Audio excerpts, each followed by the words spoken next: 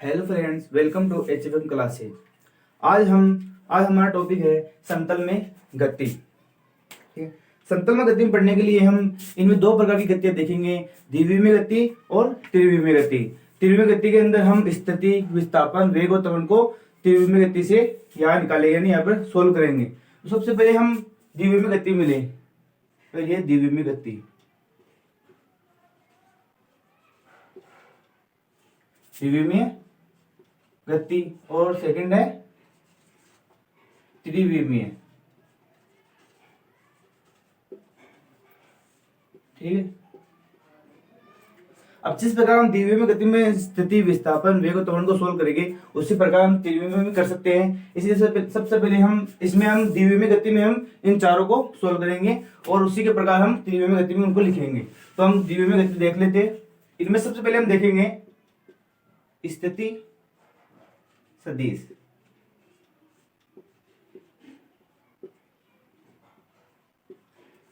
सबसे पहले स्थिति सदिश देखेंगे। अब स्थिति सदिश को देखने के लिए हम देखेंगे कि समय अंतराल में, यानी कितना समय अंतराल है और कितने समय अंतराल में कितनी स्थिति सदिश है, इसको को कैसे लिखा जाएगा। तो हम जैसे देखिए हमारे पास समय अंतराल है डेल टी बराबर T2 माइनस T1। ठीक है, अब देखते हैं हम कि T1 समय में स्थिति सदिश। ठीक है, तो इसलिए देखिए R1 vector equal to x I cap, x one i cap plus Y1 j cap, समीकरण 1। ठीक है, अब दूसरा देखिए हम T2 समय में स्थिति सदिश देखेंगे हम। ठीक है, R2 vector X 2 i cap plus Y2 j केफ। इस प्रकार हम T1 समय में स्थिति सदिश को देखेंगे, वो होगी R1 और दूसरे देखेंगे T2 समय में R2। अब आगे देखते हैं विस्थापन। सेकंड देंगे हम विस्थापन सदिश। ठीक, विस्थापन सदिश देखेंगे। तो विस्थापन सदिश से डेल आर विस्थापन। ठीक है, डेल आर होगा R2 माइनस R1। आगे डेल आर वेक्टर। ठीक है, अब R2 की वैल्यू हमारे पास क्या है, x 2 i cap del are vector equal to x 2 i cap plus Y2 j cap. ठीक है, माइनस R1 की वैल्यू अक्स 1 आई cap plus Y1 j cap. ठीक है, अब आगे सॉल्व करेंगे इसे कि जो आई के गुणांक उनको एक तरफ कर लेंगे और जो जे के गुणांक में उनको एक तरफ कर लेंगे। तो इस प्रकार करेंगे कि अक्स 2 माइनस अक्स 1 आई केफ, अक्स 2 माइनस अक्स 1। ठीक है, क्या आएगा प्लस, फिर लिखते हैं Y2 माइनस Y1। ठीक है, इंटू में जे केफ। ठीक है, अब del are vector equal to ये हो जाएगा डेल अक्स के घटक में परिवर्तन हो रहा है, डेल अक्स आई केफ प्लस वाई के घटक में परिवर्तन हो रहा है, डेल वाई जे केफ। इस प्रकार हम कह सकते हैं कि जो विस्थापन है वो अक्स के घटक में परिवर्तन डेल अक्स और वाई के घटक में परिवर्तन डेल वाई के योग के तुल्य होता है। ठीक है, अब इसके आगे हम देखेंगे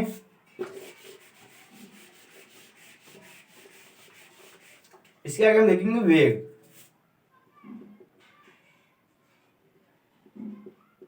वेग सदिश देखेंगे इसके आगे, वेग सदिश। अब वेग सदिश को देख लेंगे हम इस प्रकार देखेंगे कि वेग सदिश यानी औसत वेग, हमारे पास औसत वेग कितना है। औसत वेग जिस पर हम लिखते हैं औसत वेग को थर्ड चैप्टर में पढ़ाया जा चुका है। औसत वेग यानी VAV वेक्टर। ठीक है, औसत वेग होगा कि विस्थापन में वेग सदिश। अब वेग सदिश को हम किस बार डेफिनेशन इसकी दे तो कि विस्थापन में समय के साथ परिवर्तन, यानी विस्थापन में समय समय एक निश्चित समय अंतराल में विस्थापन में परिवर्तन हो रहा है, उसे हम वेग सदिश औसत वेग कहेंगे। ठीक है, औसत वेग del are vector upon del T. ठीक है, अब जो ये हमारे पास समीकरण है, थर्ड मान लेते इसको, थर्ड समीकरण के बाद डेल आर की वैल्यू दी हुई है वो यहाँ पर रखेंगे हम। V A V equal to del are vector की वैल्यू डेल अक्स आई केफ प्लस डेल वाई जे केफ। ठीक है, नीचे है डेल टी।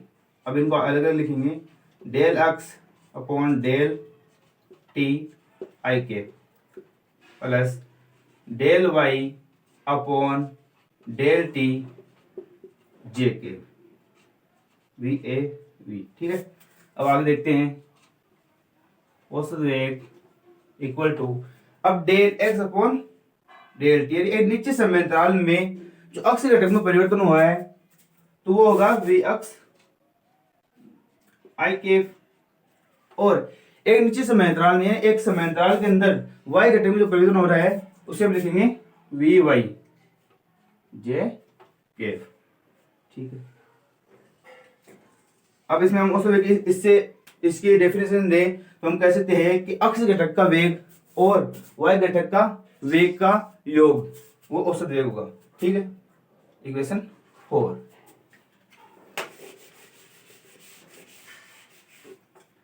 अब इसका हम परिमाण निकालना चाहिए, यानी इसकी वैल्यू निकालना चाहिए, तो v वेक्टर इसका परिमाण होगा कि जो आई केव का जो अक्ष का घटक है v उसका स्क्वायर प्लस जो y का घटक है वेग vy उसका स्क्वायर। ठीक है,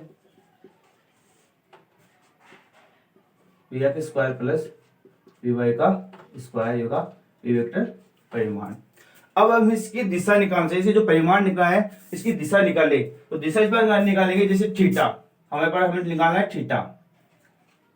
थीटा, ठीक है, टेन इनवर्स परिमाण से पीछे हमने जो दिशा निकाली थी वो इस प्रकार निकाली थी कि इनवर्स हो गया। अब इसमें आएगा y का घटक, यानी जो y का घटक दे हमें वी वाई अपॉन अक्ष का घटक वी अक्ष। ठीक है, अब जैसे ये हो गई इसकी परिणाम से इसकी दिशा।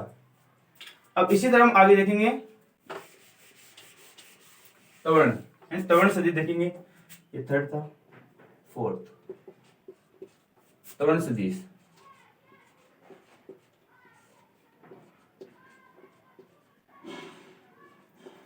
अब त्वरण सदिश में मैं औसत त्वरण की परिभाषा से देखेंगे कि औसत त्वरण हमारे पास है, औसत त्वरण, औसत त्वरण से देखेंगे हम इक्वल टू कि वेग में परिवर्तन है, किस समय अंतराल में वेग में परिवर्तन हो रहा है, जैसे del V vector upon del T. अब डेल वी की वैल्यू हमारे पास है, क्या लिख दिया हम ए वेक्टर, डेल वी की जो हम वैल्यू दे रखी है हमें, जैसे हमने ये रही हमारे पास डेल वी ए वी की है, औसत वेग की जो परिभाषा दे रखी, जो इक्वेशन दे रखी है 4 से, इसकी वैल्यू हम इसमें रखेंगे वी एक्स आई केफ वी वाई जे केफ अपॉन डेल टी। इसे आगे सॉल्व करेंगे, v x upon del t i cap plus v y upon del t, sorry del आएगा, डेल वी की लिख रहे हैं ना हम, तो यहाँ पर डेल आएगा, यहाँ पे भी डेल। ठीक है, अब आगे लिखेंगे हम, तो इसकी वैल्यू रख दी हमने यहाँ पे, ये डेल है, यानी त्वरण औसत त्वरण देखिए कि वेग में परिवर्तन है समय अंतराल के अनुसार जो वेग में परिवर्तन होता है वो होता है ए वेक्टर। ठीक है, इसको आगे देखेंगे del V x upon del T, इसको जाएगा del A X I cap plus del A Y J cap, ये वैल्यू जाएगी डेल ए वी की। ठीक है, इसी इसी तरह हम स्थिति, विस्थापन, वेग और त्वरण के बारे में द्विविमीय गति के अंदर बता सकते हैं। अब इसी तरह हम त्रिविमीय गति में बताना चाहे,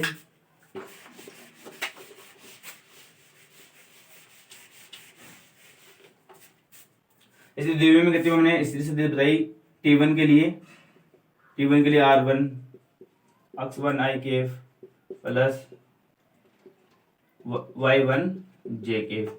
T2 पे स्थिति बताई हमने R2 अक्ष 2 I के F प्लस Y2 J के F, ये हुई स्थिति 1। फिर हमने निकाला विस्थापन, विस्थापन के लिए हमने देखा डेल आर वेक्टर डेल अक्ष आई के प्लस डेल वाई जे के, समीकरण 2। फिर वेग के लिए देखा हमने, हमने V vector, we x I के और वी वाई जे के। इसे डेल वी के रूप में लिखा हमने, डेल वी अक्ष आई के प्लस डेल वी वाई जे के, ठीक है, समीकरण 3। फिर देखा त्वरण देखा हमने ए वेक्टर, डेल ए वेक्टर देखा हम त्वरण, तो इसमें आया डेल ए अक्ष आई के प्लस डेल ए वाई जे के, ठीक है। इसे हम मोड में लिखे तो जैसे मोड में रहेगा ए एक्स आई के प्लस ए वाई जे के। इस प्रकार हमने द्विविमीय गति में निकाला। अब इनको हम स्थिति से जैसे त्रिविमीय गति में देखें, त्रिविमीय गति, ठीक है। ये त्रिविमीय गति देखें तो आर वेक्टर होगा हमारा अक्ष आई के प्लस वाई जे के प्लस जेड के, तीनों अक्षों के लिए ये समीकरण 1। उसी तरह विस्थापन देखेंगे हम, जिससे विस्थापन त्रिविमीय गति में हम विस्थापन देखेंगे तो डेल आर वेक्टर ये हो जाएगा डेल अक्ष आई के प्लस डेल वाई जे के प्लस डेल जेड के, इक्वेशन 2 त्रिविमीय गति में।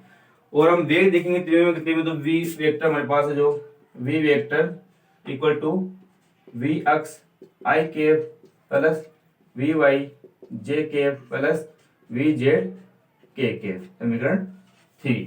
इसी तरह हम त्वरण देखेंगे त्रिविमीय गति में, तो त्वरण ए वेक्टर इक्वल टू ए अक्ष आई के प्लस ए वाई जे के प्लस ए जेड के, ठीक है। इस प्रकार हम द्विविमीय गति और त्रिविमीय गति में स्थिति, विस्थापन, वेग, त्वरण के बारे में बता सकते हैं, सॉल्व इस प्रकार कर सकते हैं।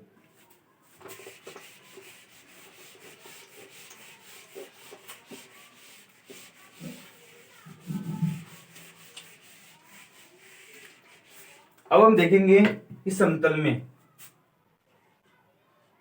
में एक समान त्वरण से गति,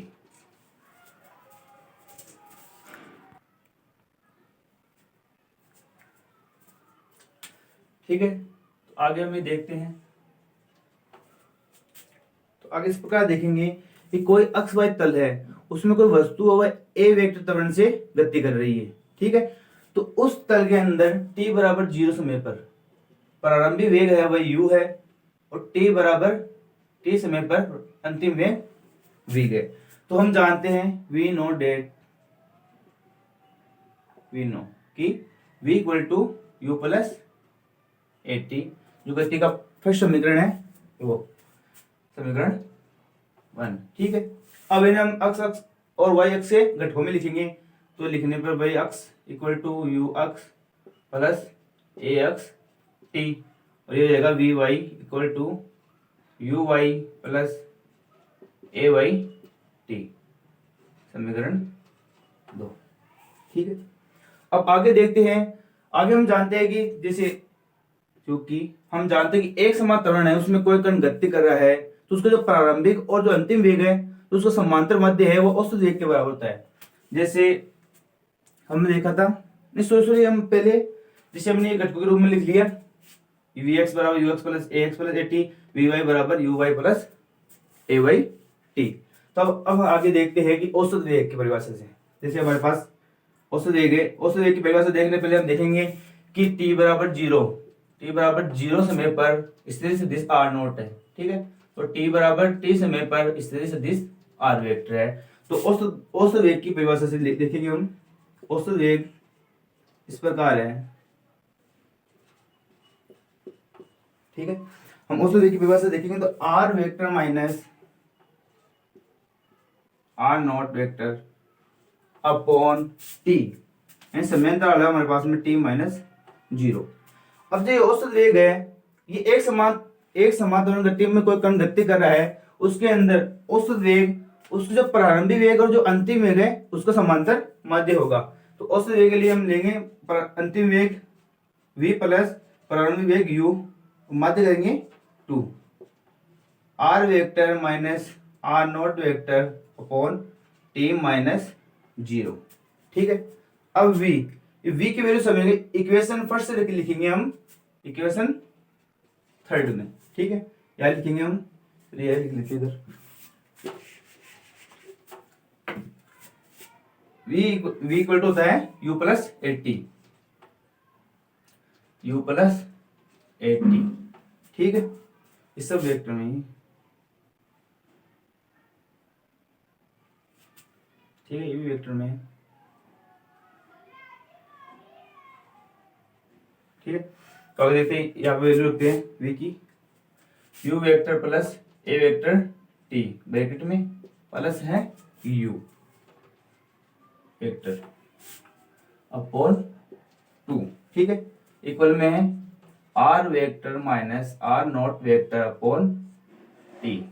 इसे आगे सॉल्व करेंगे तो u वेक्टर प्लस u की जगह 2u वेक्टर अपॉन 2 प्लस ये हो जाएगा a vector t upon 2, r vector minus r naught vector upon t। इस t को हम इधर लेके आएंगे तो ये तो 2 से 2 कट गया तो इधर आएगा, तो u vector t plus 1/2 a vector t का square equal to r vector minus r naught vector. तो इस तरीके से इसको हम इस प्रकार लिखेंगे कि r vector equal to r naught vector plus u vector t plus 1/2 a vector का t स्क्वायर। इस प्रकार में इस सदिश संतुल गति में एक समांतर गति से प्राप्त होता है। अब हम आगे इसे घटकों के रूप में हम अक्ष वाले घटकों में विभाजित करें, जो ये समीकरण दे दिया। अब इसमें एक बात और बता दूं कि इस समीकरण का अवकलन करेंगे, इसका अवकलन करेंगे हम t के सापेक्ष, तो ये हमें समीकरण इक्वेशन जो फर्स्ट है वही वापस प्राप्त होगी। अब इसे हम अक्ष और y के घटकों में विभाजित करें तो इसको क्या करेंगे, जैसे अक्ष इक्वल टू ये हो जाएगा अक्ष नॉट प्लस u अक्ष t प्लस 1/2 a वेक्टर अक्ष t का स्क्वायर।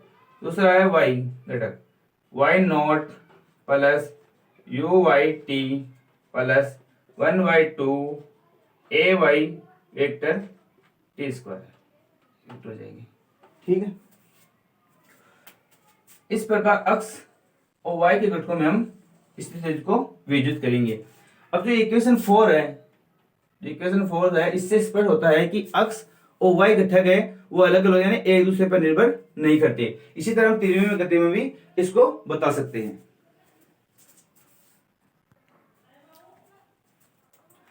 अब हम एक क्वेश्चन सोल्व करेंगे। क्वेश्चन इस प्रकार है कि t बराबर 0 समय पर किसी कण का वेग है वह है 5 यानी 5 i मीटर प्रति सेकंड, और ये कण गति कर रहा है, गति करने पर उसे एक समान बल लगता है, जिससे इसमें जो त्वरण उत्पन्न होता है वह है 3i प्लस 2j केफ मीटर प्रति सेकंड का स्क्वायर।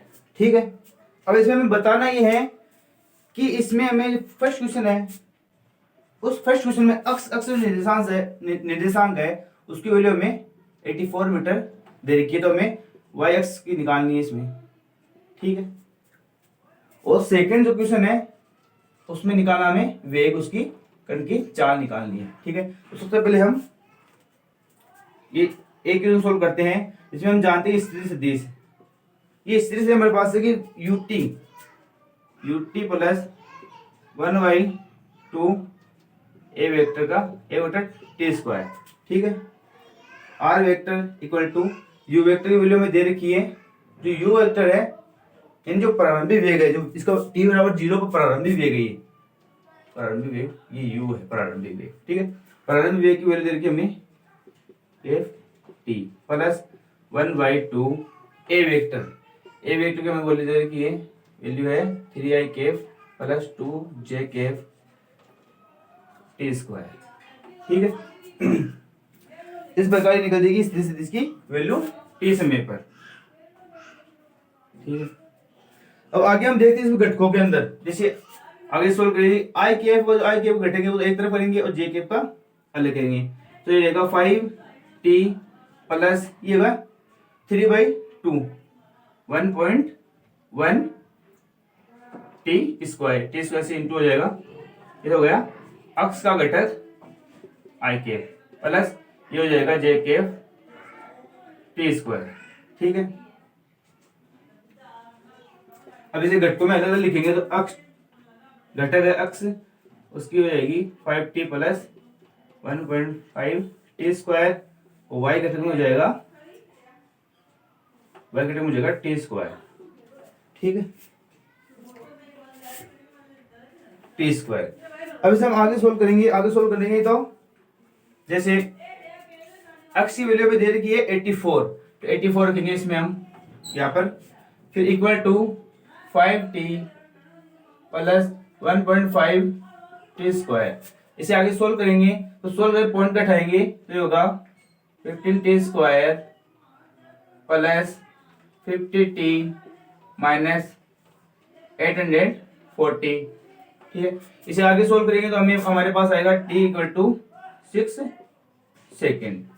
ठीक है, अब 6 सेकेंड आएगा तो हमारे पास में, अब y की वैल्यू निकालने के लिए y इक्वल टू 6 ये जाएगा 36 मीटर। ठीक है, यानी y एक्सिस की वैल्यू निकालने की वो आ गई 36 मीटर। अब आगे हम निकालेंगे इसका वेग, इसकी चाल।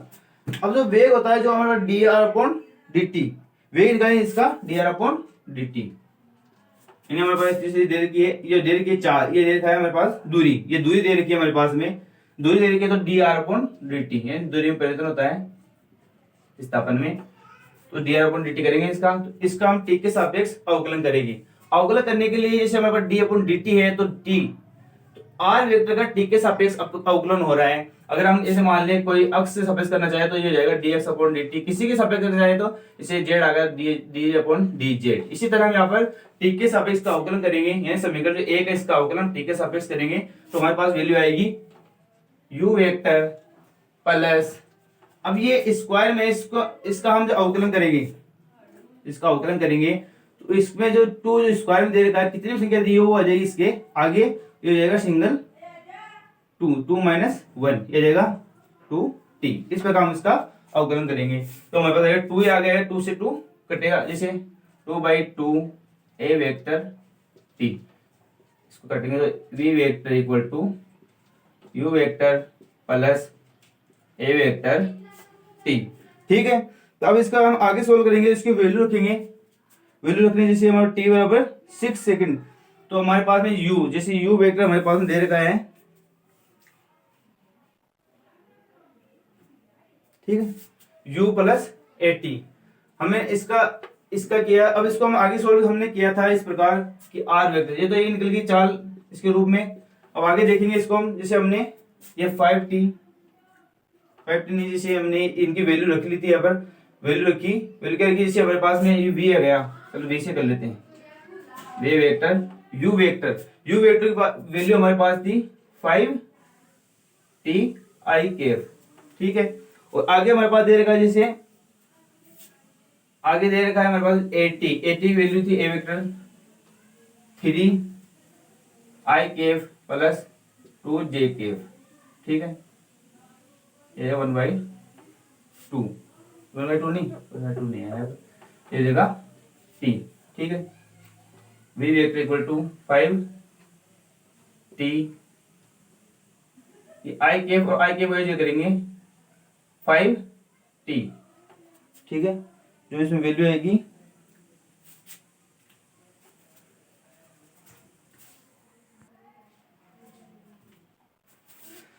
तो यहाँ पर जो टी है, टी दिया हुआ है, टी नहीं आएगा क्योंकि हमने पहले इसको सोल्व कर लिया है यहाँ पर अवकलन करके इसका, कि हम जो अवकलन किया था उसे ये टी हट जाएगा।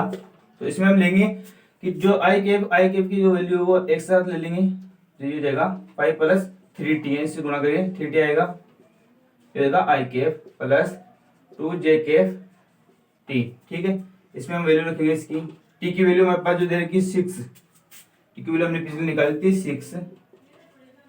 6 निकाल दे, टी की वैल्यू 6 रहेंगे, आप होगा 5 प्लस 18 आई कैफ प्लस 12j कैफ, ठीक है। यहाँ पर आएगा 22 आई कैफ प्लस 12j कैफ, ठीक है। अब इसका हम जो वेग दे रखा है इसका हम परिमाण निकालेंगे। परिमाण निकालने के लिए इसे हमारे पास है परिमाण निकाल के अक्ष घटक का जो परिमाण है, जो वैल्यू है उसका स्क्वायर और y घटक का स्क्वायर, जैसे हम सोल्व कर लेंगे। सोल्व करने के बाद जो हमें वैल्यू आएगी वो आएगी 26 मीटर प्रति सेकंड। इस प्रकार हम इसकी चाल निकाल लेंगे। थैंक यू गाइस, आज क्लास यही खत्म होती है, और जो भी आपको कुछ डाउट हो कमेंट में जरूर लिखे। Thank you.